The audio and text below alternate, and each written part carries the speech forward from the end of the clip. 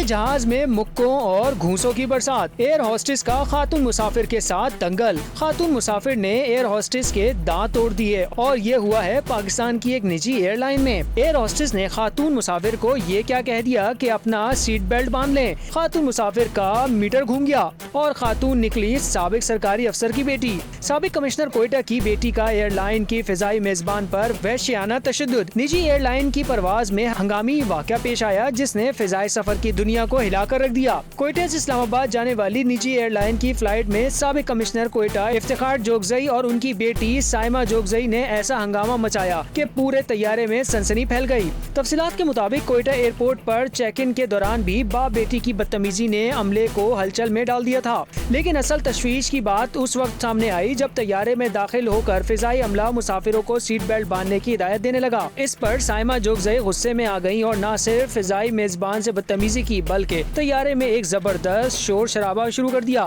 مبینہ طور پر سابق کمشنر افتخار جوگزئی اور ان کی بیٹی نے نہ صرف غیر شائستہ زبان استعمال کی بلکہ پورے طیارے میں افراتفری مچا دی۔ فضائی میزبان نے فوری طور پر کپتان کو صورتحال سے آگاہ کیا، جس کے بعد کپتان نے طیارے کو رن وے سے واپس لا کر کنٹرول ٹاور سے رابطہ کیا۔ اس دوران ایئرپورٹ سیکیورٹی فورس کو طیارے میں طلب کیا گیا۔ جب ہنگامہ بڑھتا گیا اور طیارے میں صورتحال مزید بگڑی تو طیارے کے کپتان نے مسافروں کی حفاظت کے پیش نظر دونوں باپ بیٹی کو آف لوڈ کرنے کا حکم دیا، لیکن سائمہ جوگزئی نے طیارے سے اترنے سے انکار کرتے ہوئے ایک فضائی میزبان کو غصے میں آ کر مکہ دے مارا۔ اس وحشیانہ حملے کے نتیجے میں خاتون میزبان کی ناک سے خون بہنے لگا اور ایک دانت بھی ٹوٹ گیا۔